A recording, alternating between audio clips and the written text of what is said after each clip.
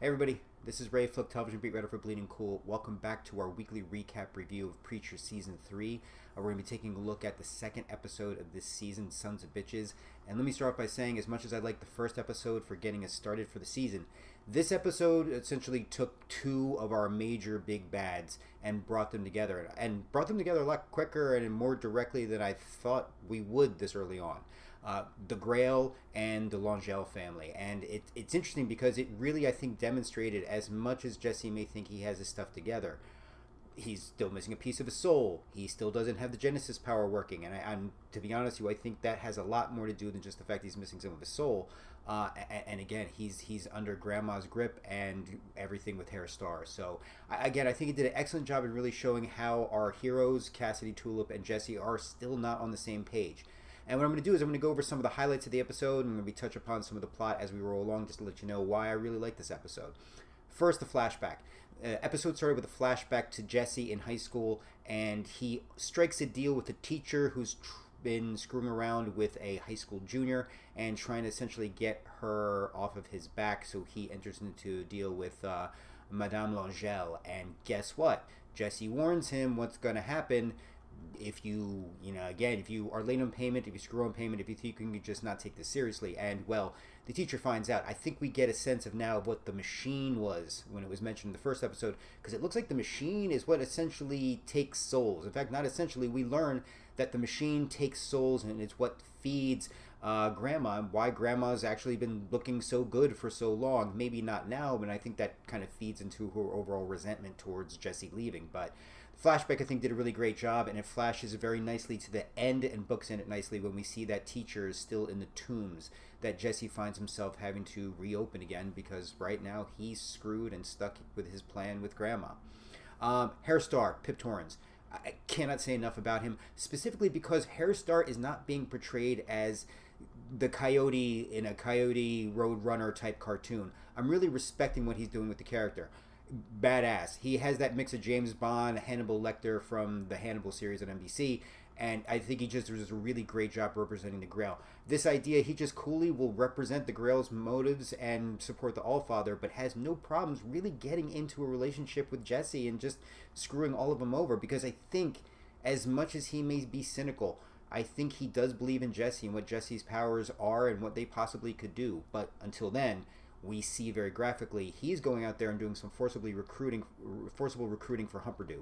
And it's either you're on board with Humperdoo being your messiah, or, well, you're going to get wiped out like we saw what happened in India. So again, I thought Hair Star performance overall, I thought it was just very fantastic. I thought it's interesting we see an interesting take on the head wound as opposed to the comic book too. So I like where they went with that.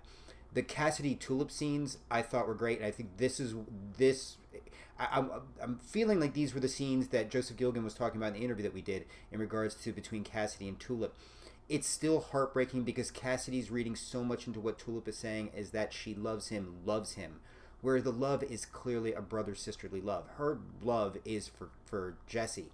And I like that there's a moment where, and it's funny because I always think back to Buffy and how I always feel like nobody in the cast ever really understood what Buffy was going through. But I felt Tulip stepped up to say, hey, look, say whatever you want to. Jesse gave up a percentage of his soul for us to get the saint away. So, again, I think there's a heavy responsibility there. And I go back to what Jesse said to Cassidy before.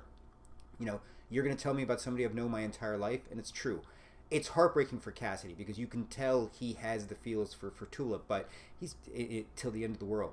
Cassidy, you're not going to get past anything that's till the end of the world. And I feel like there's a heartbreak that's about to come up soon where I think Tulip's going to end up telling Cassidy, Jesse made the right choice. He should have let me die. The scenes between Jody and Tulip I thought were great. They have great chemistry. And also the scenes between TC and Cassidy, granted, bonded over their depravity.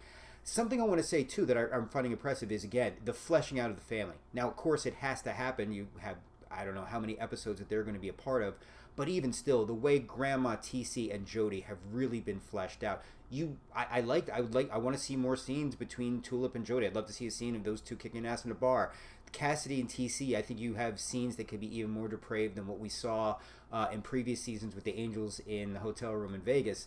But again, I just really, really, really like what I've seen. Colin Cunningham, especially, I know I gave Jeremy Childs credit last time, but I want to give Colin Cunningham a lot of credit too, because there's a complexity to TC that he's bringing that a lot of other actors may have just played off as a caricature or stereotype. The Lucy Liu dream that he talks about, I think, speaks volumes about his character, and I actually had to play that back because it went through a combination of laughing to oh wow, and yeah, I gotta say I was really, really impressed with that scene between them. The cannonballing a goat, that caught me off guard. I'm saying that's a highlight just because I didn't see that coming, and the fact that it didn't quite die, which was even more disturbing. Again, I mentioned the hair star head wound, which again I thought was a really nice surprise, and I love the way they introduced, like, okay, now you want to know why Grandma's not worried about Jesse leaving, because that bloody towel is essentially all the kind of voodoo doll that Grandma needs to control Jesse. We see as she twists it, we see what happens to Jesse's throat.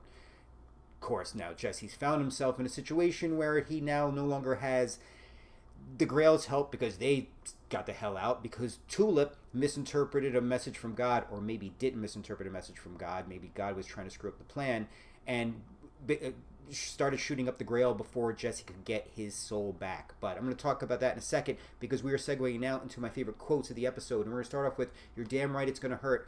Yeah, it's going to hurt, especially when it involves taking your soul away. You never know what a person will say until you ask them right. Jesse to Grandma, and I have a feeling that's going to come into play majorly in a couple episodes from now. You still got that organ grinder.